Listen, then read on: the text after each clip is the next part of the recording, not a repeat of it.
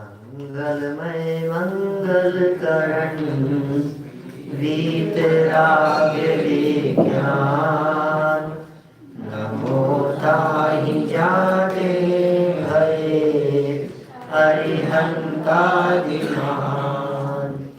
करि मंगल करि हो महा ग्रंथ करण के काज जाते मिले समाज सब पावे निज पद राज पावे निज पद राज।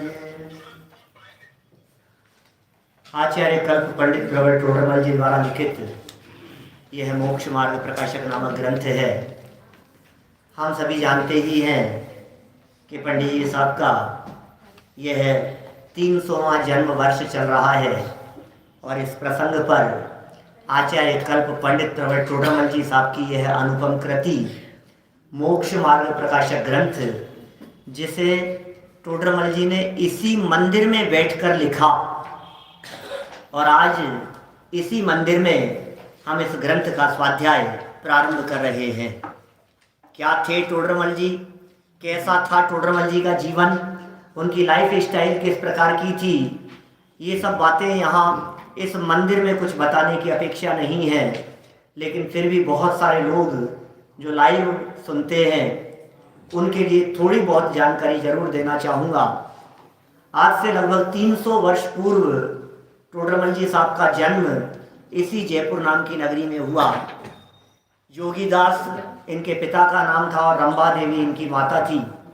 लगभग 47 वर्ष की अल्पायु में ही इनका जीवन पूरा हो गया, लेकिन इन्होंने जो काम किया वो काम कुछ ऐसा अद्भुत किया कि न केवल 300 वर्ष बाद तक अपितु पंचम काल के अंत तक टोडरमल जी को याद किया जाता रहेगा। टोडरमल जी साहब ने कभी सिद्धांतों से समझौता नहीं किया।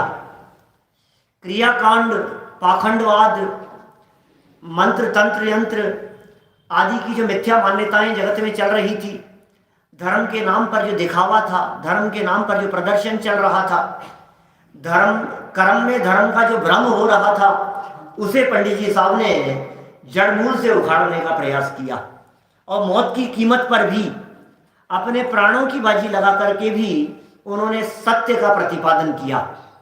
वे क्या व्यक्तित्व थे ये हमें पता लगता है उनके मोक्ष मार्ग प्रकाशक नामक ग्रंथ से।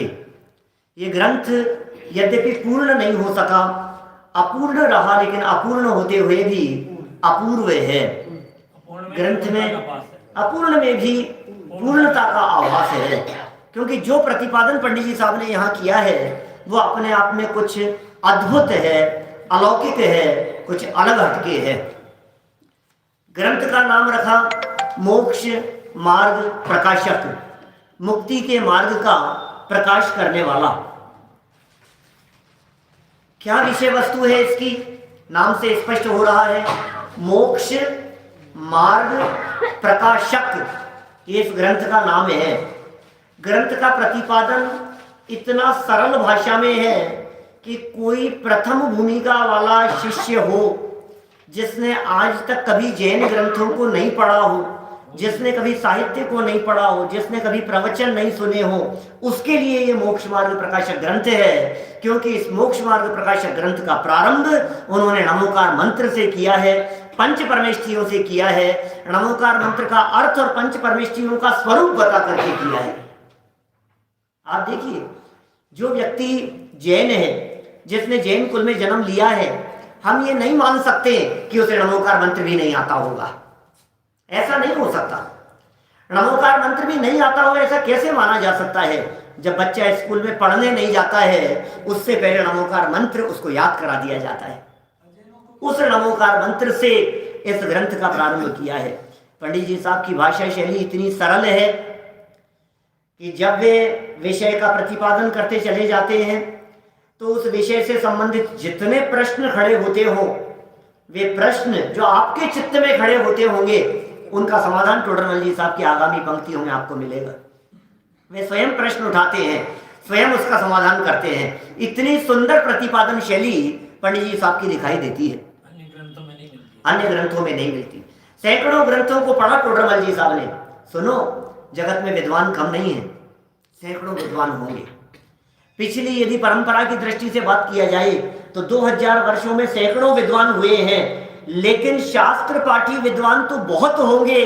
ऐसे विद्वान मिलना दुर्लभ है जिन्होंने शास्त्रों को तो पढ़ा हो लेकिन जिन्होंने आत्मा को भी पढ़ा हो। टोडरमल जी साहब उन विद्वानों में से थे जिन्होंने शास्त्रों को तो पढ़ा ही, उन्होंने आत्मा को भी पढ़ा। न केवल शास्त्र को, आत्मा को भी पढ़ा। अरे सुनो, आत्मा को पढ़ने वाले विद्वान भी मिल जाएंगे, लेकिन शास्त्र पाठी भी हो, और शास्त्र पाठी के साथ साथ जिन्होंने न केवल जैन शास्त्रों को पढ़ा हो, अन्य मत के शास्त्रों को भी पढ़ा हो। टोडरमल जी ने आत्मा को भी पढ़ा, टोडरमल जी ने जिनागम के सैकड़ों ग्रंथों को भी पढ़ा, और टोडरमल जी ने अन्य मत के ग्रंथों को भी पढ़ा। पढ़ने वाले भी बहुत मिल जाएंगे। टोडरमल जी ने उनको लिखा भी, और इतना ही नहीं, सुनो, टोडरमल जी ने अन्य मत के ग्रंथों को ही नहीं, टोडरमल जी ने समाज को भी पढ़ा। समाज को पढ़ना क्या होता है, समाज में क्या चल रहा है, समाज कौन सी दिशा में बह रहा है, समाज में जो लोग दिखाई देते हैं वे धर्म के नाम पर क्या कर रहे हैं, उन्होंने समाज को भी पढ़ा। और इतना ही नहीं, समाज में व्याप्त विद्वानों को भी पढ़ा। इन सबको पढ़ा नहीं, सब में व्याप्त भूलों को निकालने का प्रयास किया पंडित जी साहब ने। एक एक की भूल बतलाई, एक एक की कमियां निकाली, एक एक की भूल और कमियों को निकालकर जगत के सामने प्रस्तुत कर दिया, और मौत की कीमत पर भी। पंडितों के पंडित कहलाए, पंडित प्रवर कहलाए। आचार्य कल्प उपाधि से सुशोभित हैं। ये उपाधि किसने दी, कब दी, इसका तो पता नहीं, लेकिन बहुत पुराने समय से इनके नाम के साथ में आचार्य कल्प शब्द का प्रयोग मिल रहा है। आचार्य और कल्प, आपको मालूम है टोडरमल जी जिस जमाने में थे, जिस युग में थे, उस युग में पूरे हिंदुस्तान में, इस धरती पर एक भी दिगंबर संत का सद्भाव नहीं था। जब इनका जन्म हुआ था 300 वर्ष पहले, और देहावसान हुआ लगभग 253 वर्ष, 250 वर्ष पहले, उस समय एक भी दिगंबर मुनि हिंदुस्तान की धरती पर नहीं था। लेकिन फिर भी इन्होंने जो काम किया, वो काम ऐसा किया कि जिसे देख करके ये महसूस किया जा सकता है कि आचार्यों जैसा काम किया हो। आचार्य कल्प, कल्प माने समान, आचार्यों जैसी कल्पना इनमें की गई, आचार्यों के तुल्य इनको देखा गया, जाना गया। सैकड़ों विद्वान टोडरमल जी के समय में तैयार हो गए। वो क्या समय होगा भैया, जिस समय में टोडरमल जी यहाँ इस मंदिर में बैठ करके प्रवचन करते थे, जहाँ आज हम आप लोग बैठे हुए हैं, क्या समय होगा। कहते हैं ऐसा, ब्रह्मचारी रायमल जी साहब कहते हैं 1000-1200 लोग प्रतिदिन इस मंदिर में बैठकर टोडरमल जी के सानिध्य में तत्वाभ्यास किया करते थे। 1000-1200 लोग। आपको लगता है क्या ये मंदिर इतना विशाल दिखता है जिसमें 1000-1200 लोग बैठ सके? ऊपर नीचे सब क्या खुला होगा, बाहर तक खुला हुआ होगा, नहीं इधर दीवारें नहीं होगी, इधर ओपन रहा होगा, ये जगह नहीं थी। पूरा यदि भरा हुआ हो मान लो ये मंदिर, तो 500-600 लोग तो आसानी से बैठ सकते हैं। 500, 600, 700 थोड़ा कस करके बैठे तो प्रतिदिन करते थे। ब्रह्मचारी रायमल जी ने लिखा, क्या कहना चाहते हैं, मैंने इसका स्पष्टीकरण बहुत गहराई से कई जगह कई बार किया है। मुझे ऐसा लगता है कि शायद वो दिन भर की अपेक्षा से बात कही है। ऐसा भी हो सकता है, अपन लोग नहीं करते हैं यहाँ ऐसा, अपनी सभा लग रही है, प्रवचन खत्म हो गया, फिर उसके बाद में लोग चले गए, तो कुछ लोग कुछ देर से आए, वो बाद में आकर के बैठ गए, 1 घंटा फिर बैठे रहे, नहीं फिर दोपहर में फिर सभा लगी, तो जिन लोगों को सुबह समय नहीं मिलता था वे दोपहर में आ गए, जिन्हें दोपहर में समय नहीं मिलता था, सुबह समय नहीं मिलता था, वो लोग रात को भी आते थे सुनने के लिए।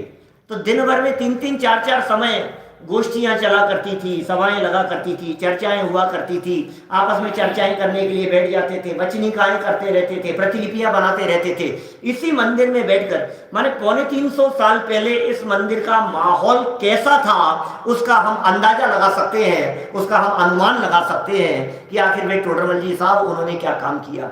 टोडरमल जी के पहले कोई ऐसे विद्वान बनाने के कारखाने नहीं हुआ करते थे, शैलियां चला करती थी। टोडरमल जी की स्वयं की शिक्षा दीक्षा एक विशेष प्रकार की आध्यात्मिक शैली में हुई थी। आप सबको मालूम है कि टोडरमल जी के पहले यहाँ बाबा बंशीधर जी प्रवचन करते थे। वे उनके गुरु थे या नहीं थे, लेकिन इतना तो निश्चित है कि टोडरमल जी बंशीधर जी की सभा में बैठकर व्याख्यान सुना करते थे। और वो घटना भी अनेक बार मैं प्रतिपादित कर चुका हूं, जिस घटना में हमने ये बतलाया कि बाहर से, यही मंदिर के बाहर से कोई परदेसी विद्वान, बाहर का होगा, हिंदू समाज का होगा, जयपुर से काफी दूर का होगा, अपने कुछ साथियों के साथ में गुजर रहा था और नीचे देखा कुछ चप्पलें खुली हुई दिखाई दे रही है। क्या भैया, कुछ लोगों से पूछा ये क्या है, ये क्या चल रहा है ऊपर? तो पता लगा ऊपर शास्त्र सभा चल रही है, प्रवचन चल रहा है। कुछ धर्म में रुचि रखने वाला व्यक्ति था और ऊपर चला आया, और जैसे ही वो ऊपर आया और यहाँ कुछ लोग 10-20-50 लोग, 25-50 लोग बैठे हुए होंगे, शास्त्र सभा चल रही होगी। थोड़ी देर तक चर्चा चलती रही, सुनता रहा। उसने बगल वाले से पूछा ये कौन है ये? तो पता लगा ये बंशीधर जी है, व्याख्यान कर रहे हैं। व्याख्यान के बीच में ही डिस्टर्ब करते हुए उसने पूछा उनसे, पंडित जी साहब से, ये साहब क्या बात करते हैं, मैंने सुना आपका नाम बंशीधर है, बंशीधर कैसे हो सकता है आपका नाम? बंशीधर तो हमारे श्री कृष्ण का नाम है। बंशीधर, बंशी को जो धारण करे उसका नाम बंशीधर है, आप कैसे बंशीधर हैं? पंडित जी साहब ने तो कोई जवाब नहीं दिया, लेकिन उसी सभा में बैठे हुए पंडित प्रवट टोडरमल जी साहब, टोडरमल जी साहब ने पंडित जी की आज्ञा ली कि आपकी आज्ञा हो तो मैं कुछ अर्थ बतलाऊं। आपको जानकर के आश्चर्य होगा, पंडित जी साहब ने 17 प्रकार से उनका बंशीधर शब्द का अर्थ किया और अर्थ करके बतलाए, इसलिए ये बंशीधर है। 17 प्रकार से अर्थ किया। कैसे अर्थ किए होंगे? बंशीधर, मैंने कुछ कोशिश की, अभी नागपुर में बतलाए थे मैंने। बंशीधर, वंशधर, अरे तीर्थंकरों के वंश को धारण करने वाले होने से ये बंशीधर है। वंशी जानते हैं आप? बंशी बजाना हर किसी के बस की बात तो नहीं है। आपको यदि बांसुरी ला करके दे दी जाए भाई साहब, तो आप उसे कुशलता से बजा नहीं सकते, पी पी पी होकर के रह जाएगी। लेकिन हमारे जो ये पंडित जी यहाँ बैठे हुए हैं, ये बंशी को बजाना जानते हैं, इसके सुरों को बजाना जानते हैं। ये बंशी जो होती है ना, विशेष कला से बजाई जाती है, और ये जिनवाणी के शब्दों को अच्छे से प्रतिपादन करने की कला जानते हैं, इसलिए ये बंशीधर है। सुनो, बंशी में 7 छेद होते हैं, आप जानते हैं? कभी किसी को दबाया जाता है, कभी किसी को खोला जाता है बजाते समय, समझ रहे हैं आप? इसी तरह से हमारे यहाँ जिनवाणी में सप्तभंग है, सप्त नय है, कभी कोई मुख्य होता है और कभी कोई मुख्य होता है। इस तरह से ये प्रतिपादन करते हैं, इसलिए ये बंशीधर कहलाते हैं। 17 प्रकार से अर्थ किए होंगे पंडित जी साहब, 17 प्रकार से बंशीधर शब्द के अर्थ किए। बताए ना, 3 तो बता दिए मैंने आपको। मेरा कहने का मतलब यह है कि टोडरमल जी कैसी विलक्षण प्रतिभा के धनी थे, और उन्होंने इस ग्रंथ को लिखना और इस ग्रंथ को रचना प्रारंभ किया। अनेक ग्रंथों के उन्होंने व्याख्याएं की, टीकाएं लिखी, सम्यक ज्ञान चंद्रिका आदि की जब चर्चाएं की उन्होंने, अंत समय में वही मंगलाचरण किया जो मंगलाचरण हम पिछले दिनों करते रहे हैं। अरिहंत सिद्ध सूरी उपाध्याय साधु सर्व, अर्थ के प्रकाशी मांगलिक उपकारी है। अंतिम पंक्ति में उन्होंने जाकर के कह दिया, हो मेरी ऐसी दशा जैसी तुम धारी है। हे भगवान, जैसी आपकी दशा है वैसी ही दशा मेरी भी हो जाए, इस भावना से मैंने ये मंगलाचरण किया है, इस भावना से मैं मोक्ष मार्ग में कदम रखना चाहता हूं। क्या जीवन था उनका, तत्व के प्रति समर्पित, सौहार्द का वातावरण समाज में बना रहे इसका प्रयास, कुरीतियों पर वज्र प्रहार करने की जिन्होंने कमर कसी हो, कैसा जीवन था। मैं भी ज्यादा उनके व्यक्तित्व कर्तृत्व के संदर्भ में चर्चा नहीं करते हुए मैं आगे बढ़ना चाहता हूं। टोडरमल जी के व्यक्तित्व कर्तृत्व के संदर्भ में पिछले दिनों में नागपुर में बहुत विस्तार से चर्चा हुई, सतपथ फाउंडेशन के माध्यम से बहुत विस्तार से कई प्रवचन किए हमने, जिसमें टोडरमल जी और उनका मोक्ष मार्ग प्रकाशक, टोडरमल जी का जीवन, क्या थे टोडरमल जी, और हजारों लोगों ने उसे सुना भी है। आज तो हम यहाँ शुरू करते हैं उनकी एक बहुमूल्य कृति, अमूल्य कृति, जो पंचम काल के अंत तक लोगों को मोक्ष मार्ग का पथ प्रदर्शित करती रहेगी। ऐसी कृति मोक्ष मार्ग प्रकाशक हम सभी के सामने है। हम प्रारंभ करते हैं इस मोक्ष मार्ग प्रकाशक ग्रंथ के प्रथम पृष्ठ से। देखिए, गुरुदेव का जीवन परिवर्तित यदि किसी ग्रंथ के आधार पर हुआ है तो वो था मोक्ष मार्ग प्रकाशक नामक ग्रंथ। प्रथम पृष्ठ, ओम नमः सिद्धेभ्यः आचार्य कल्प पंडित टोडरमल जी कृत मोक्ष मार्ग प्रकाशक। पहला अधिकार पीठ बंध प्ररूपण। ये जो पहला अधिकार है, आप जानते हैं इस अधिकार का नाम क्या है? पीठ बंध। ये पीठ बंध क्या होता है? पीठ जानते हैं? पीठ, अरे रीढ़ की हड्डी को कहते हैं पीठ। ये पीठ है, पीठ बंध कस करके अंदर से, मतलब ये पीठ जो है ये कसी हुई हो, बिल्कुल खड़ी हुई हो। पूरे शरीर को टिकाए रखने का काम होता है पीठ का, रीढ़ की हड्डी का। रीढ़ की हड्डी टूट जाए तो व्यक्ति उठ नहीं सकता, खड़ा नहीं हो सकता। आयुर्वेद की दृष्टि से कुछ इसमें विशिष्ट प्रकार का बंधन होता है जो रीढ़ की हड्डी को खड़ा रखता है। तो ये पीठ बंध अधिकार है, माने मोक्ष मार्ग, पूरा जो मोक्ष मार्ग है जिसका प्रकाशन पंडित जी साहब करने वाले हैं, ये कह रहे हैं पहले हम पीठ खड़ी कर रहे हैं, मूल की बात कर रहे हैं हम। इस पीठ के ऊपर सारे मोक्ष मार्ग का प्रकाशन होगा। ये पूरा का पूरा महल खड़ा रहेगा, ये पूरा का पूरा महल टिका होगा इस पीठ के ऊपर। माने इस पहले अधिकार में पंडित जी साहब ने पंच परमेष्ठियों की चर्चा की, उनके पूज्यत्व के कारण की चर्चा की, वक्ता का स्वरूप बतलाया, श्रोता का स्वरूप बतलाया, ऐसे विषयों का प्रतिपादन किया जिनको गहराई से समझ लो। अरहंत कौन होते हैं, सिद्ध कौन होते हैं, आचार्य उपाध्याय और साधु कौन होते हैं, यदि तुमने इनको एक बार गहराई से समझ लिया कि ये पूज्य कौन है, तो फिर इनके द्वारा प्रतिपादन की गई वाणी उसे तुम आसानी से समझ पाओगे। ये किया इन्होंने टोडरमल जी साहब ने। देखें जरा, पीठ बंध प्ररूपण प्रारंभ करते हैं। अथ मोक्ष मार्ग प्रकाशक नामक शास्त्र लिखा जाता है। ओहो, मोक्ष मार्ग प्रकाशक नामक शास्त्र लिखा जाता है। ये लिखा जा रहा है, हम नहीं लिख रहे हैं, हम लिखते नहीं हैं। हम कौन लिखने वाले? कागज मसी अक्षर आकार लिखिया अर्थ प्रकाशन हार। ये कागज, अक्षरों का आकार, स्याही, ये सब सहज अपनी योग्यता से होगी, अपने आप लिखे जाएंगे, अपने आप लिखे जाएंगे। सोचो आप जरा।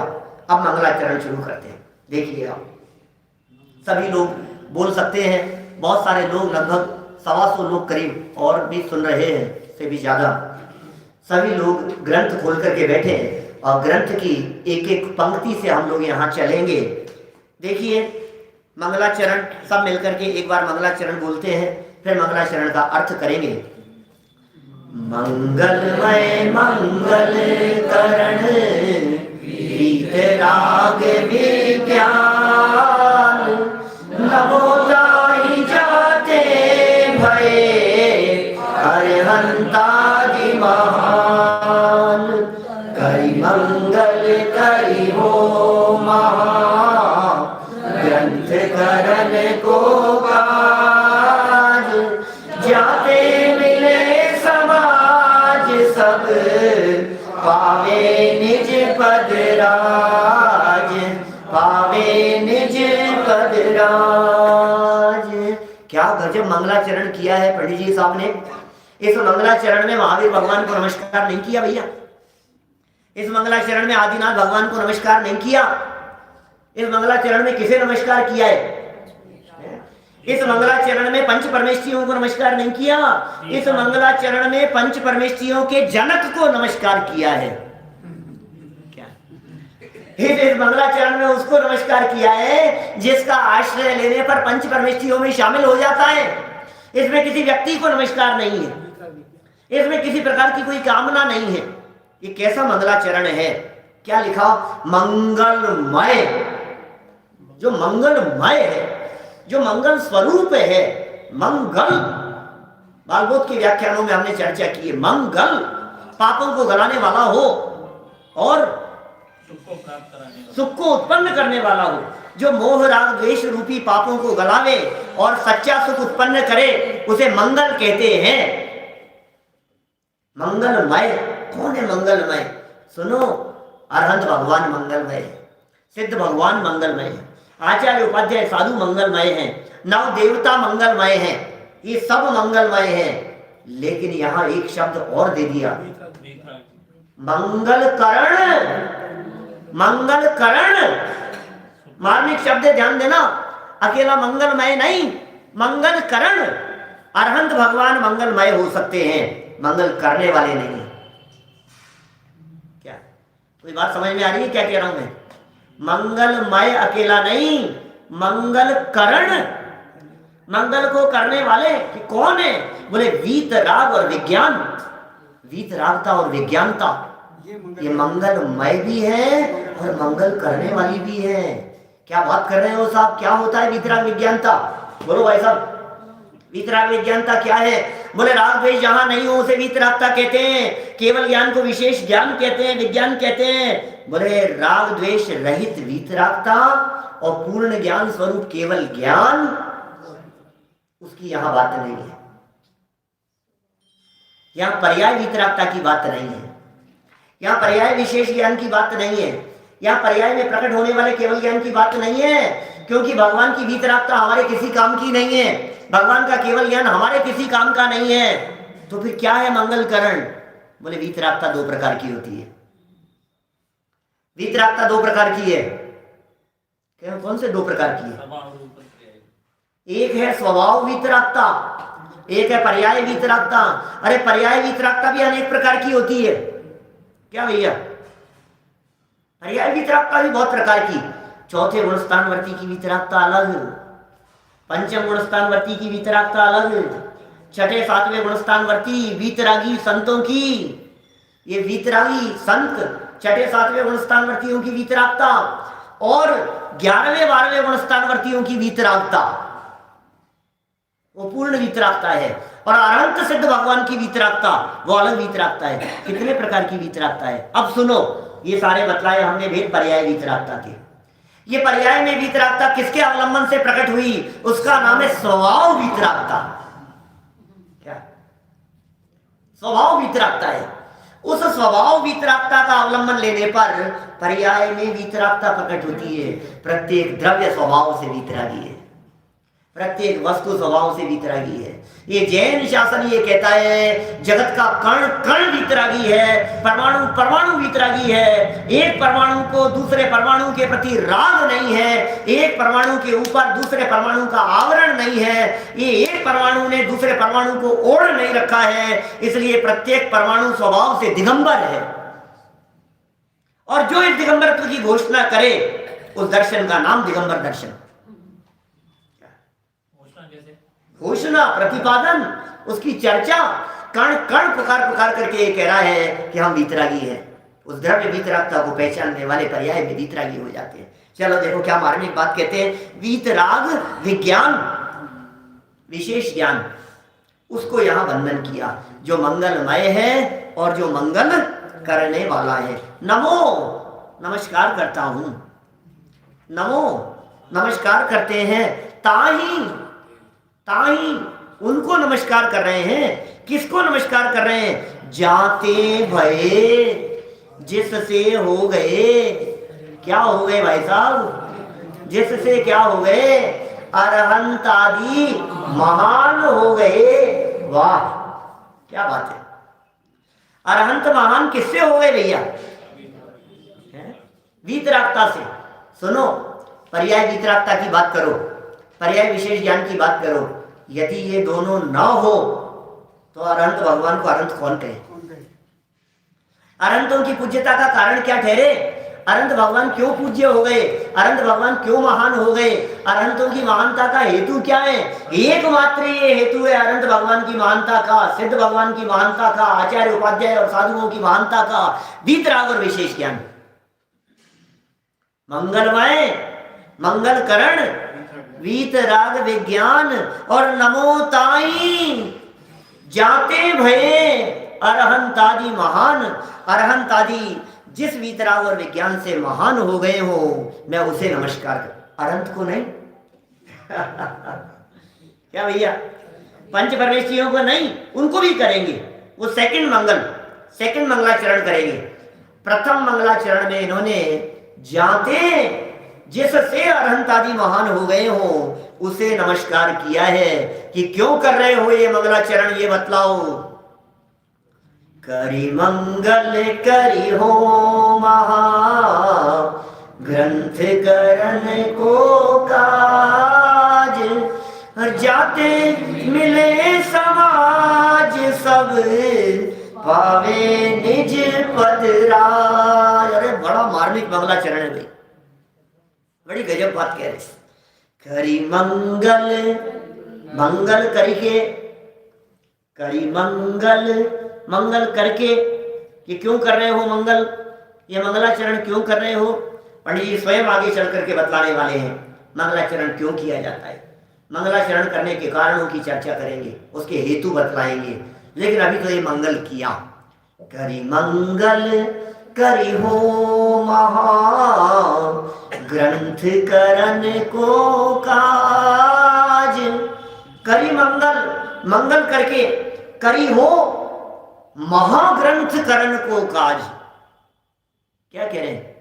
महामंगल। देखो इस ये जो कहा है ना महा, इस महा शब्द को दो तरफ लगा सकते हो, एक तो महामंगल करी के और एक लगा सकते हो महाग्रंथ करने के काज। महाग्रंथ, महाशब्द के दो अर्थ, फिर वापस महाशब्द का अर्थ महान ग्रंथ करने के लिए। मंगलाचरण क्यों? महाग्रंथ करने के काज, महान ग्रंथ लिखने के लिए। लेकिन ध्यान देना, ये महान ग्रंथ करने के लिए मंगलाचरण कर रहे हैं, ये अर्थ तो हम आप लगा सकते हैं। महान ग्रंथ करने के लिए, महान ग्रंथ करने के लिए, वो खुद अपने ग्रंथ के लिए लिखते, महान ग्रंथ करने के लिए मंगलाचरण कर रहा हूं तो महान नहीं है, महाशब्द है, महाग्रंथ, महान ग्रंथ नहीं, महाग्रंथ। महाग्रंथ का मतलब विशाल ग्रंथ, ग्रंथ की विशालता। इसका मतलब इससे पता लगता है कि टोडरमल जी साहब इस ग्रंथ का प्रारंभ करते समय जो मंगलाचरण लिख रहे हैं, उस मंगलाचरण से ही पता लगता है कि उनके मन में इस ग्रंथ के लिखने संबंधी कितनी बड़ी योजना दिमाग में थी, कितनी बड़ी योजना थी। माने वो ग्रंथ नहीं लिख रहे थे, उनके दिमाग में ये प्लानिंग थी कि मैं महाग्रंथ लिखूंगा, मैं कोई इतना बड़ा ग्रंथ लिखूंगा, इतना विशाल ग्रंथ लिखूंगा जिसमें सारे जिन शासन के महत्वपूर्ण प्रकरणों को मोक्ष मार्ग प्रकट करने के लिए गर्भित कर लिया जा सके, ऐसा महाग्रंथ लिखूंगा। दिमाग में था उनके उपयोग में ये बात चल रही थी, ऐसी चीज लिखने वाला हूं, ऐसा काम करने वाला हूं मैं। सुनो, 9 अधिकार है इस ग्रंथ के, 9 तो पूरे ही नहीं हुए, 9वां तो पूरा ही नहीं हुआ, और 8वें अध्याय तक जो चर्चाएं हुई उसमें तो भूमिका बनाई है। जिसकी भूमिका में याद है तो कितना बड़ा होगा। भूमिका में 8 अध्याय है भाई साहब, 300 पेज जिस ग्रंथ की भूमिका में लिख दिए गए हो वो ग्रंथ कितना विशाल होता। दादा ने, बारूदी जी ने इसकी रूपरेखा बनाई और रूपरेखा बना करके लिखा, यदि ये ग्रंथ परिपूर्ण हो जाता तो करीब करीब 5000 पेज का होता, यदि ये ग्रंथ पूर्ण होता तो। ग्रंथ का नाम है मोक्ष मार्ग प्रकाशक। मार्ग क्या है? रत्नत्रय, सम्यक दर्शन, सम्यक ज्ञान और सम्यक चारित्र, ये है मार्ग। सम्यक दर्शन, सम्यक ज्ञान और सम्यक चारित्र, ये मार्ग है, ये मुक्ति का मार्ग है। तो टोडरमल जी जब मोक्ष मार्ग का प्रकाशन करने की भावना भाते हैं तो क्या करेंगे? सम्यक दर्शन, सम्यक ज्ञान, सम्यक चारित्र का स्वरूप बतलाएंगे ना। ये बताना शुरू किया 9वें अध्याय में, सम्यक दर्शन का स्वरूप। 9वें अध्याय में मोक्ष मार्ग का निरूपण करना शुरू किया। तो बोले 8 अध्यायों तक क्या किया है? बोले 8 अध्यायों तक तो कचरा साफ करने की कोशिश की। 8 अध्यायों तक भैया सिर्फ ये बतलाया है कि क्या क्या मोक्ष मार्ग नहीं है, कहां कहां मोक्ष मार्ग का भ्रम हो रहा है। क्या ये मोक्ष मार्ग नहीं है? 5वें अध्याय में कहा बोले ये मोक्ष मार्ग नहीं है, 6ठे में कहा बोले ये मोक्ष मार्ग नहीं है, 7वें में कहा बोले भ्रम से लोग इसे मोक्ष मार्ग समझ लेते हैं, ये भी सच्चा मोक्ष मार्ग नहीं। और आगे करेंगे, और आगे करेंगे, कितनी जगह इन्होंने लिखा और आगे करेंगे, और आगे करेंगे, और आगे वर्णन करेंगे। इसका मतलब मोक्ष मार्ग क्या नहीं है, इसकी चर्चा 8 अध्यायों तक हुई है। बेसिक से करते हैं चर्चा, बेसिक से चर्चा कर रहे हैं, लोगों को प्रेरित किया है। सुनो, हम जो दुख बतलाते हैं तुम्हें भाषित होते हैं या नहीं, हम जो बातें कह रहे हैं ये तुम्हारे अनुभव में आती है या नहीं। कैसे प्यार से समझाया है, एक एक प्रकरण को प्यार से समझाया है, प्रैक्टिकल समझाया है। प्रैक्टिकल जैनिज्म है ये, प्रैक्टिकल जैनिज्म। बहुत मार्मिक चर्चा करते हैं। तो तीसरी लाइन हो गई यहां, करी मंगल करी हो महा ग्रंथ करण को काज, जाते मिले समाज सब पावे निज पद राज। करी मंगल, ऐसा मंगल करके, कैसा मंगल करके कि अनंत आदि जो महान है, जो ग्रंथ कर रहे हैं उसका मंगल करके, महान ग्रंथ करण को काज, काज माने होता है काम, काज माने कार्य, ग्रंथ करण को काज जाते, जिससे क्या होगा, जाते मिले समाज सब, क्या जिससे सारा, अरे गजब का अर्थ है इसका, जाते मिले समाज सब का अर्थ मैं जो करता हूं, मैं मंगलाचरण के ऊपर कई बार प्रवचन किए मैंने, इस इसका अर्थ देखो जरा, जाते मिले समाज सब, सारा समाज मिल जाए। छोटामल साहब क्या बात कर रहे हो आप, समाज मिल जाए, कैसे मिलेगा सारा समाज? सारे समाज को मिलाना आसान है क्या? सारे समाज को मिलाया जा सकता है क्या? क्या मिल सकता है? ऐसी क्या बात करने वाले हो आप जिससे सारा समाज मिल जाए? कि सुनो सुनो सुनो, हम ऐसी बात करेंगे, हम ऐसी बात करेंगे जिस बात में किसी को ऐतराज नहीं होगा। हम ऐसी बात करेंगे भैया, क्या दीपेश जी, हम ऐसी चर्चा करेंगे जिस चर्चा में न 13 पंथ की बात, न 20 पंथ की बात, न पूजा पद्धतियों की बात, न क्रियाकांड की बात, न बाह्य क्रियाओं की बात, पूजन कैसे करना, अर्घ ऐसे चढ़ाना कि ऐसे चढ़ाना, बोले समाज में बहुत विवाद होंगे, इनका अर्घ पहले चढ़ाएं कि इनका अर्घ बाद में चढ़ाएं, बोले हम ये चर्चा नहीं करने वाले। समझ रहे हैं आप? हम यहां ऐसी बात नहीं करेंगे जिस बात में एक भी व्यक्ति को ऐतराज हो। हम सैद्धांतिक बात करेंगे, हम वस्तु की बात करेंगे, हम वेद विज्ञान की बात करेंगे। अरे सुनो सुनो, हम ऐसी बात करेंगे जिस बात को सुनने के लिए सारे समाज के लोग एक जाजम पर बैठ सके, जाते मिले समाज सब, सारा समाज प्रेम से आकर के बैठे। हर जीव दुखी है और सुख की प्राप्ति कैसे कर सकता है, वो चर्चा करेंगे हम यहां बैठ करके। हर व्यक्ति ये बात कर सके, हम वो बात करेंगे, हर व्यक्ति सुन सके। आप दुखी है ना, क्या हाँ साहब दुखी तो बहुत है, सुनो सुखी होने का मार्ग बतलाएंगे। तुम कौन हो? तुम आत्मा हो। हम शरीर की बात नहीं करेंगे, हम आत्मा की बात करेंगे। सोच सकते हो आप क्या बात करने वाले हैं पंडित जी साहब? यहाँ कैसी चर्चा करने वाले हैं? यहाँ इस तरह की साधारण बातें नहीं होगी, ये ऐसा कर लो, विधान ये कर लो, पूजन ये कर लो, इसका ये कर लो, इस प्रकार व्रत करो, इस तरह से उपवास करो, इस तरह से नियमों का पालन करो, इस तरह से संयम अंगीकार करो। ये जो क्रियाएं हैं बाहरी, इनकी चर्चा नहीं करेंगे। सच्चा जैन धर्म बतलाएंगे। हर जीव आत्मा है, प्रत्येक जितने जीवित दिखाई देते हैं सब आत्माएं हैं। हम आत्मा की चर्चा करेंगे। अरे हम ऐसी बात करेंगे जिसको सुनकर आपको ऐसा लगे ये बात मेरे लिए। हर व्यक्ति इस बात को सुनकर के ऐसा महसूस करे ये बात मेरे लिए, ये बात मेरे लिए। इसलिए कह रहे हैं पंडित जी, ऐसा महाग्रंथ लिखेंगे जाते मिले समाज सब, जिससे सारा समाज आकर के मिल जाए। जाते मिले समाज सब और पावे निज पद राज। क्या सारा समाज आकर के मिल जाए और निज पद रूपी राज्य की प्राप्ति हो जाए। हर व्यक्ति को अपना अपना राज्य मिल जाए। क्या बात कर रहे हो? राज तिलक करने वाले हैं जैन साहब, मालूम है आपको? निज पद राज। टोडरमल जी कह रहे हैं हर व्यक्ति को राजा बनना है, हर व्यक्ति को राजा बनना है। बोलो, हर व्यक्ति महाराजा बनना चाहता है। सबको ये चाहिए कि मैं राज करूं, सबको ये चाहिए कि मेरी चले। मेरी चलती नहीं है यार, थोड़ी सी समाज में मेरी चले, घर में मेरी चलने लग जाए, परिवार में मेरी चलने लग जाए, समाज में मेरी चलने लग जाए, लोगों पर थोड़ी सी तो मेरी चले, थोड़ी सी तो चले यार। और जहां चलती हो वहां लगता है अच्छा है। तो सुन, तुझे राज्य चाहिए, तुझे पद चाहिए, तुझे सबसे ऊपर जाकर के बैठना है। हम जिस ग्रंथ की रचना कर रहे हैं, इस ग्रंथ को पढ़कर और सुनकर तुझे ऐसा राज्य मिलेगा कि तेरे से ऊपर इस 3 लोक में दूसरा कोई नहीं होगा। तू 3 लोक के शिखर पर जाकर के विराजमान हो जाएगा। ऐसा निज पद। और सुन, वो राज्य समाज का नहीं, वो राज्य दुनिया का नहीं। भाई साहब, जयपुर का राज्य मिलेगा कि राजस्थान का? राजस्थान का राज्य मिलेगा कि हिंदुस्तान का? हिंदुस्तान का मिलेगा कि पाकिस्तान का? अमेरिका का राज्य मिलेगा? कौन सा राज्य में? अरे सुन सुन सुन, निज पद राज, निज पद राज।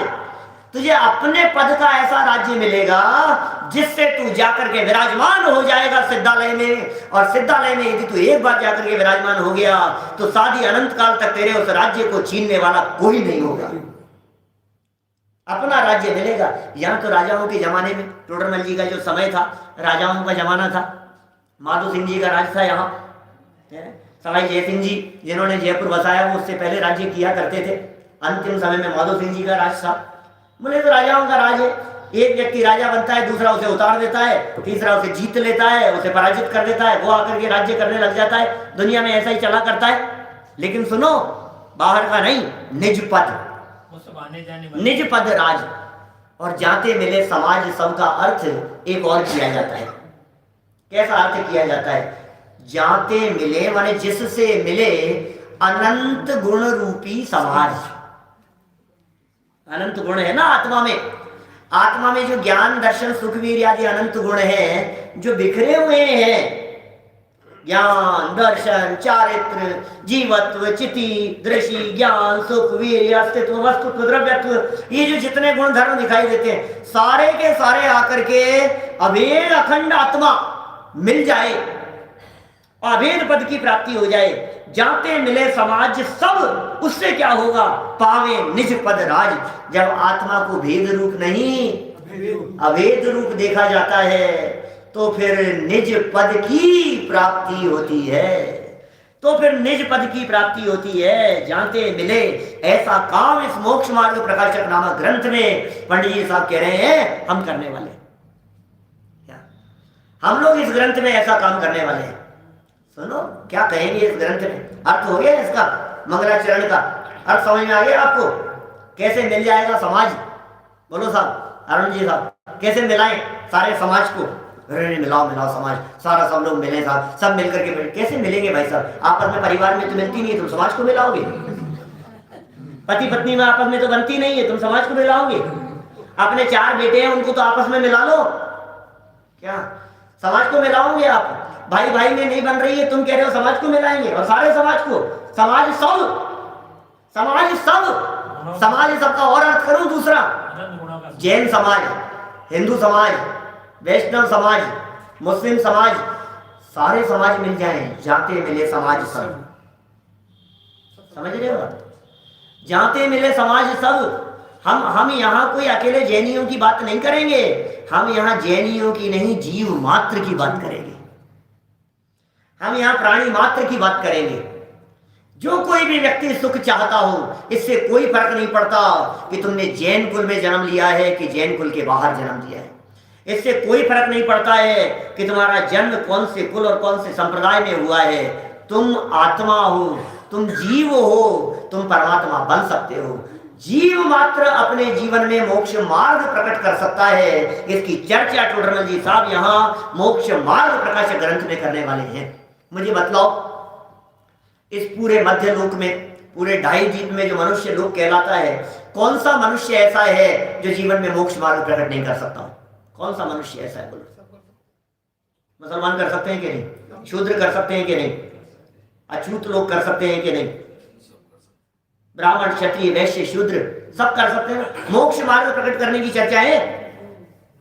मुक्ति निषेध तो कहा है पंडित जी ने 146 नंबर पेज पर इसी ग्रंथ में। शूद्र मुक्ति निषेध, स्त्री मुक्ति निषेध, कई बातें कही है, लेकिन पंचम अनुष्ठान तक तो हो सकता है। मोक्ष मार्ग तो हर जीव के जीवन में प्रकट हो सकता है। तुम जीव हो भैया, तुम भी मोक्ष मार्ग प्रकट कर सकते हो। तुम्हारे जीवन में भी मोक्ष मार्ग प्रकट कर सकता है। सारे समाज मिल जाएं, हर व्यक्ति इस बात को आकर के सुने। सर्व जीव छे सिद्ध सम, जे समझे थे थाय। सारे जीव सिद्धों के समान है। ये चर्चा यहाँ होने वाली है। चलो एक बार बोल लेते हैं अपन इस मंगलाचरण को, फिर बढ़ेंगे अपन आगे, कुछ पंक्तियां और पढ़ेंगे नीचे की। मंगलमय मंगल करण वीतराग विज्ञान, नमो ताहि जाते भये हरिहंता जीवान। करि मंगल करि हो महा ग्रंथ करण को काज, जाते मिले समाज सब पावे निज पद राज, पावे निज पद राज। अथ मोक्ष मार्ग प्रकाशक नामक शास्त्र का उदय होता है। क्या लिख रहे हैं? क्या लिख रहे हैं टोडरमल जी साहब? ढूंढारी ये पढ़ते हैं ना, मूल भाषा इसकी, इस ग्रंथ की ढूंढारी ब्रज मिश्रित भाषा जो है वो, उसमें क्या कह रहे हैं? अथ मोक्ष मार्ग प्रकाशक नामा शास्त्र का उदय हो है। क्या यहाँ मोक्ष मार्ग प्रकाशक नामक शास्त्र का उदय होता है? ये क्या शास्त्र का उदय होता है? ये क्या लिख रहे हैं? शास्त्र का उदय होता है? मैं शास्त्र लिख रहा हूं नहीं, मैं शास्त्र कर रहा हूं नहीं, मैं कौन करने वाला, मैं कौन बताने वाला? सुनो, उदय होता है। जैसे सूर्य का उदय होता है, सूर्य उदय होता है, सूर्य उदय कोई करता नहीं है, ऐसे इस ग्रंथ का उदय होता है। माने ये ग्रंथ स्वयमेव प्रकट होता है, ऐसा कहना चाह रहे हैं। अब जो ये ग्रंथ है, इस ग्रंथ में जो चर्चाएं हैं जो मोक्ष मार्ग का प्रकाशन करेंगी, उसका उदय होता है। जैसे सूर्य उदित होने पर अपने प्रकाश के माध्यम से जगत के जीवों को जगत का मार्ग प्रकाशित करता है, दिखाता है, उसी प्रकार इस ग्रंथ का उदय होने पर जगत के जीवों को मोक्ष का मार्ग प्रकट दिखाई देगा। मोक्ष मार्ग प्रकाशक माने प्रकाश करने वाला, मोक्ष मार्ग को प्रकाश करने वाला, उसका उदय हो गया। बोले इसका उदय हो गया तो अब क्या होगा? बोले जब इसका उदय हो गया तो अब निश्चित तौर पर आपको मोक्ष मार्ग दिखाई देगा।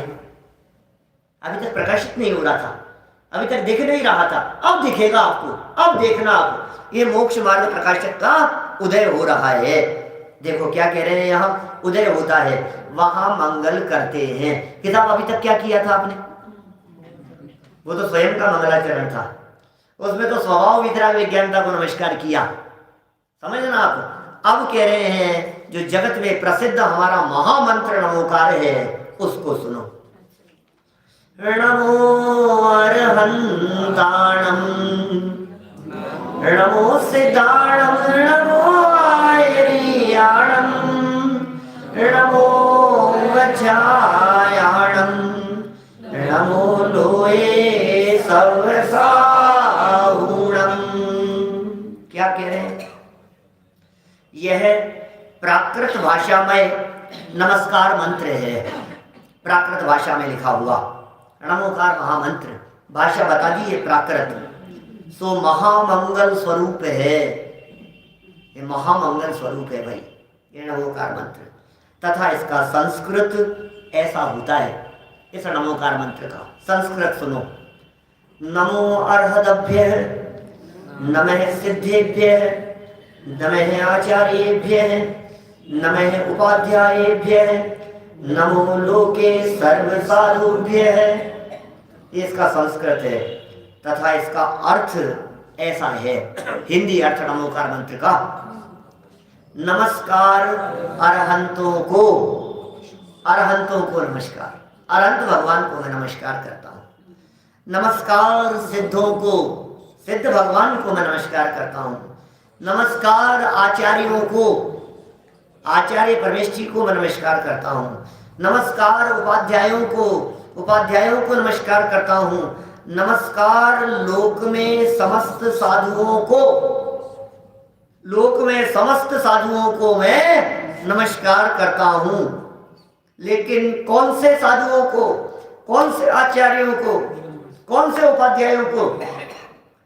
सिद्धों की श्रेणी में आने वाला जिनका नाम है, जग के उन सब मुनिराजों को मेरा नम्र प्रणाम है। उन सब साधुओं को करेंगे चर्चा। तो इस प्रकार इसमें नमस्कार किया है, इसलिए इसका नाम नमस्कार मंत्र है। इसे नमोकार मंत्र क्यों कहते हैं, इसे नमस्कार मंत्र क्यों कहते हैं? क्योंकि इसमें पंच परमेश्वरियों को नमस्कार किया गया है। टोडरमल जी साहब कहते हैं अब यहाँ जिनको नमस्कार किया उनके स्वरूप का चिंतन करते हैं। माने पंडित जी साहब यहाँ इन पंच परमेश्वरियों के स्वरूप को बताने वाले हैं। अरे नमोकार मंत्र का भाव वासन कराने वाले हैं। नमोकार मंत्र बोलते रहे हो लेकिन अनंतों का स्वरूप नहीं जानते। सिद्ध आचार्य उपाध्याय साधु कौन है, इनका स्वरूप नहीं जानते, तो तुम्हारा नमस्कार किसे जा रहा है? तुम समझो, पहले नमस्कार करने के पहले समझो अनंत कौन होते हैं, सिद्ध कौन होते हैं, आचार्य उपाध्याय साधु कौन होते हैं, इन पंच परमेश्वरियों का क्या स्वरूप है, ये पंच परमेश्वरी कौन है और मैं इन पंच परमेश्वरियों को कैसे नमस्कार कर सकता हूँ। भावपूर्वक नमस्कार यदि करना हो तो पंच परमेश्वरियों का स्वरूप समझना होगा। कल हम इस चर्चा को आगे बढ़ाएंगे अरहंतों के स्वरूप से। अभी की चर्चा को इसी भावना से विराम देते हैं कि ऐसा मंगल स्वरूप माने ऐसी दशा जैसी अनंत आदि की है वैसे हमारे जीवन में भी प्रकट हो जाए। इसी मंगल भावना से बात को यहीं विराम देता हूँ।